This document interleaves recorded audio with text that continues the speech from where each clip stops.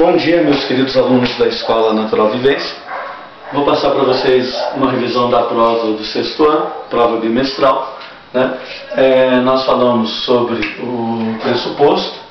Eu até pedi para o aluno realizar uma breve pesquisa, colocar no caderno, né? O que é o pressuposto, então? É algo que se pressupõe, algo que eu posso supor antecipadamente.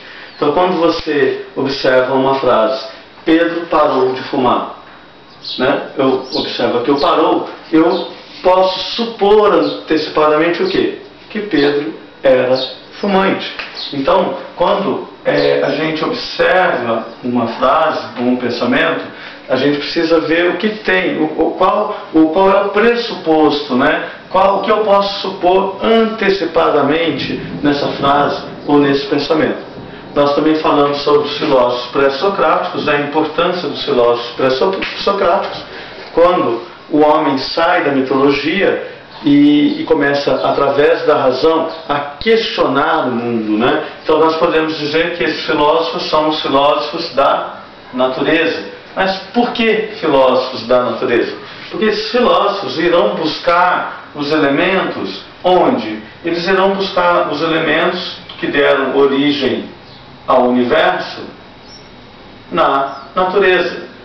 Então, por que a gente falar em biodiversidade, nessa variedade das espécies que existem na natureza? Também foi pedido aqui para o aluno fazer uma breve pesquisa e colocá-la no caderno, isso é importante, mas os filósofos que já falavam, que buscavam origem na natureza, nós temos vários, mas na nossa apostila nós falamos do Demócrito e do Empédocles, né? O Demócrito, ele vai buscar o elemento na natureza.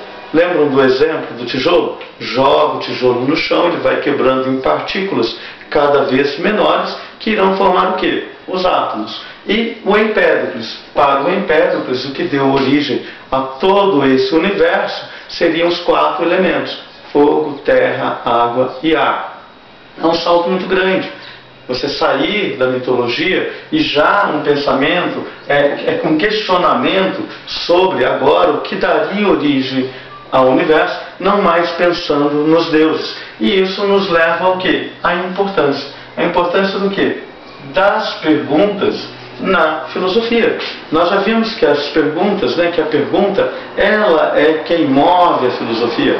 Não importa a resposta, mas importa o quê? As boas perguntas. É a pergunta que vai movimentar. Então, qual é essa importância? O movimento.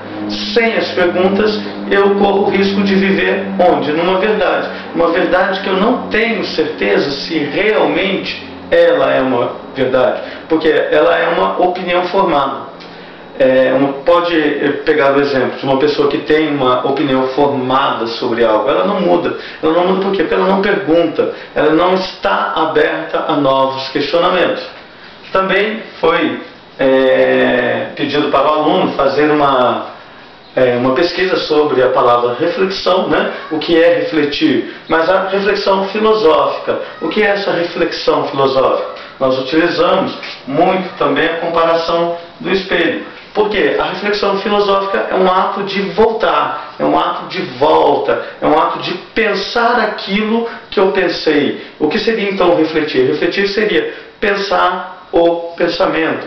Isso na filosofia, né? Uma reflexão filosófica. O espelho foi apenas uma comparação. Quando nós falamos que na física o som vem, bate em algum objeto e ele volta, né? Então a mesma coisa seria a reflexão filosófica. Essa volta para pensar aquilo que eu já havia pensado.